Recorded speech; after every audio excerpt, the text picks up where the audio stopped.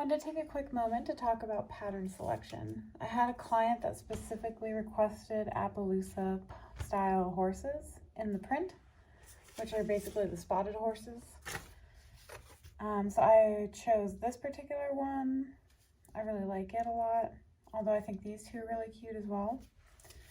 And the way you would do that is you would just have a pattern piece on the right side over your selection, and then you would just flip over a copy of the same pattern piece and put it over the additional selection, so that in the end you'll have two pattern pieces that will fit together with the way that they're cut out. But you wouldn't necessarily cut it on the fold like you would normally, just because then you may not get the print that you want in those particular pieces. So I'm just using this as an example for the horse print. I have my tape measure here, and you still measure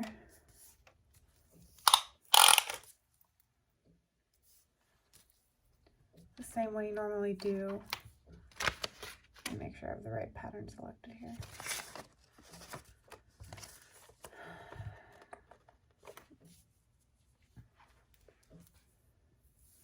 Okay, now I'm going to line this on my cutting mat as well. Make sure it's straight, make sure your fabric, if it's running a little wonky along the edge, make sure you block your fabric, which is just the process of pulling your fabric in the direction of the warp and the weft to straighten out the weave in the fabric. So that's a little bit straighter.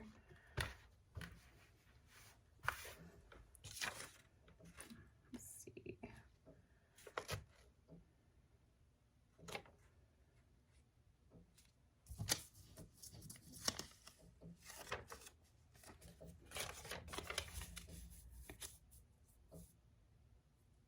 Okay, so this is your grain line with the arrows. And the idea behind this is you want to make sure that the measurement is equal. I measure it to the end of my cutting mat to make sure it's running parallel, laying correctly on the fabric. So that measurement is dead on. So I'm going to go ahead and pin this in place.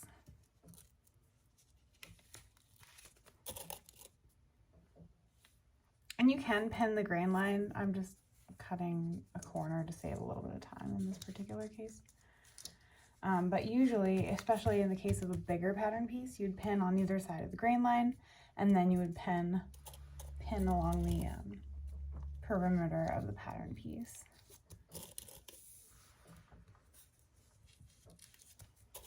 Marking notches or anything else that you want along the way with chalk, or you can cut your notches with scissors. I do external cut notches, which means if you have a notch indicating that it cuts the fabric inside, I just do the opposite of that. I cut outside to make sure I don't cut into the actual pattern piece, if that makes sense. Now this one is a little trickier because obviously it's upside down, but you can see the grain line through the paper. So once you've selected the section of the print that you want, and if you need more light, certainly add it.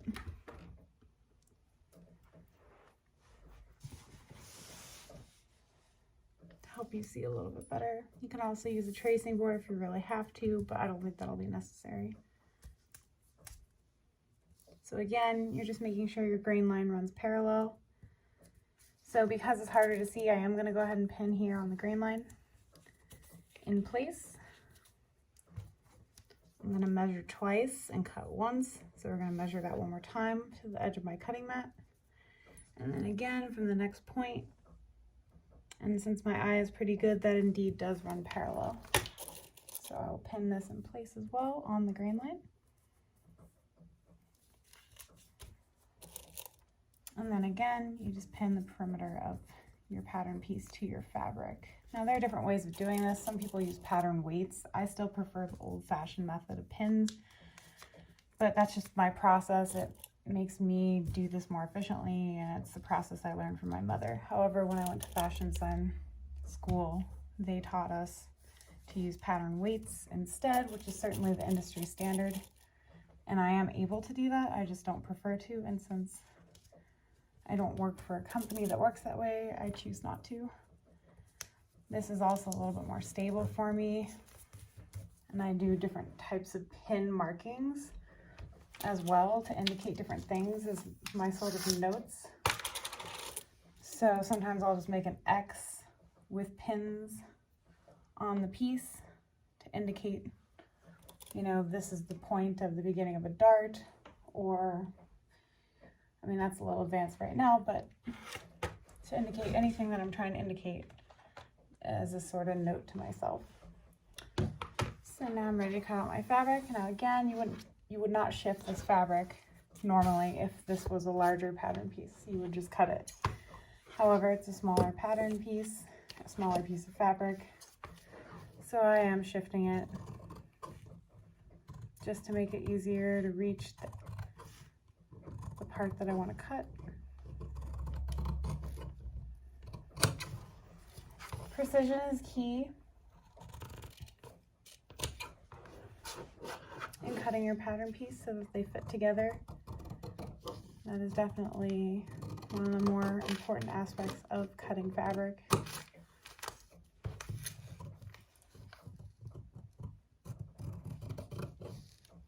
Now, if you accidentally cut into your pattern piece in a section that you don't mean to, and you're good at imagining where that pattern piece is supposed to be, then certainly cut outside of it. Like, for example, I accidentally cut the tip off of this one.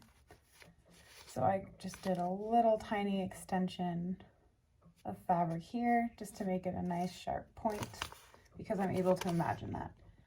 If this was a more severe cutoff, I would start with a fresh piece, or I could certainly add additional paper and tape it and then reshape it by cutting it to create a new pattern piece.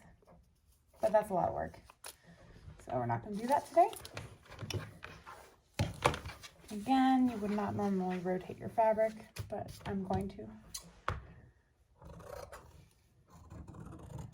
I would only recommend that with very small pattern pieces where shifting the fabric would not affect the cut of the fabric. So definitely use your discretion, and if you're in doubt, don't do it. I would get yourself in a position where you're able to move around the table more, especially if your table can be centered in the rooms in the house, so you can work all the way around it. My table is pushed up against the wall, so it's not so easy to do that. Of course, I could pull it out if I really wanted to, and I might if I had a more complex project. But I preferred extra floor space, so I chose not to do that. Okay, I'm actually going to cut this direction for that last cut.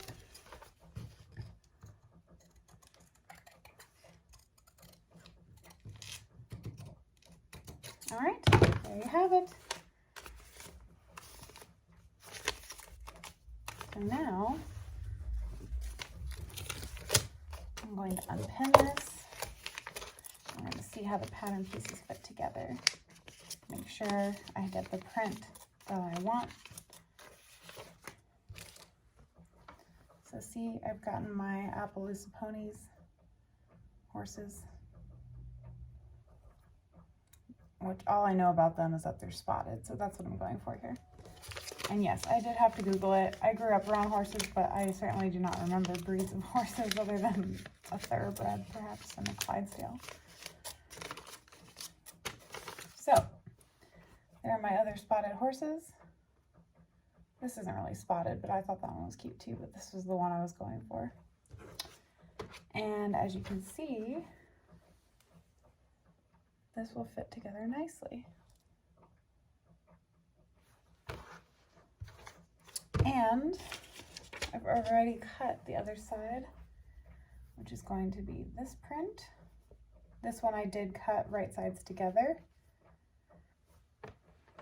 And in that case, you know, you just fold your fabric in half, you put your pattern piece down, you cut once, and you end up with two patterns. So, and then I pin them together, right sides together, and I end up with a full pattern piece selection that I need.